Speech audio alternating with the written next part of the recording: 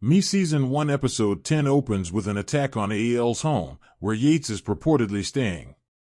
Sadly, Yates isn't present. Ben disregards the possibility that Yates is still alive and continues living his life.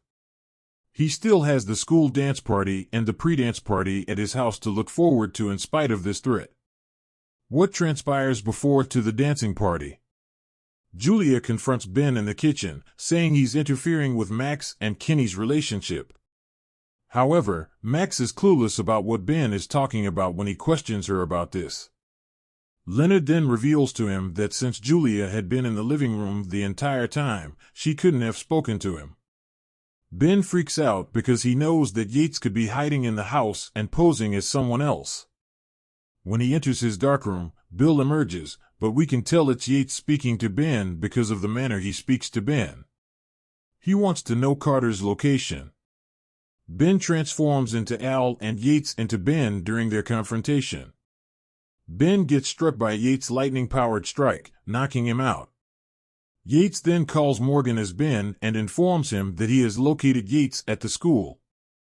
What takes place during the school dance? The males and girls face each other in the hall during the dance. Most of the time, no one is dancing because the youngsters are too scared to initiate contact. Nevertheless, a female ultimately approaches Owen, and the two of them elegantly start to dance. Yates, posing as Ben, approaches Max, who is upset that Kenny was taken by another female. In the meantime, the real Ben awakens and transforms back at the house. He dresses normally and goes to the school, knowing that Yates has probably come disguised as him and in the dance gear he was wearing. Bill informs Elizabeth that there is a tornado warning while they are back at the dance.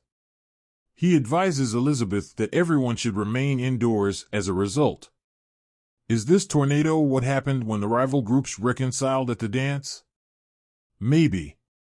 Yates, as Ben, circles the dance floor and exits the space, followed by Max and Jason, who is out to get even with Ben. When Darren arrives outside in his car, Ben approaches him and says, "Yates is here." This is a rerun of the flash-forward scene from the previous episode. Morgan and company meet with someone they believe to be Ben in the school. However, Max suddenly shows up from behind, alerting Morgan that it's not Ben they believe they are speaking to. Yates then unleashes a lightning blast on Max, thankfully missing. Jason observes the proceedings from a distance. What is Yates' fate? When the real Ben gets to the school, he saves Jason from a ceiling dancing light fixture. After attacking Carter for a short while, Yates, as Ben, changes back into himself. It looks like there are two Carters, which is surprising. Does she have a secret twin that she hasn't revealed to us? No, it would be Ben, the other Carter. When Darren arrives, Yates knocks him to the ground. Ben is then pursued by the antagonist outside into the tempest. The scene where Ben was thrown through the school window while being chased by Yates is then replayed from a previous episode. After running into Max for a short while, Ben enters the now evaluated school hall. In any case, Yates and we both believe Ben is in the hallway. However, Yates is unable to drain Ben of his powers when he attempts to. The reason for this is that he is holding Max, who is donning Ben's red hoodie. Yates is suddenly thrown to the ground by the thug as Carter snatches her from behind.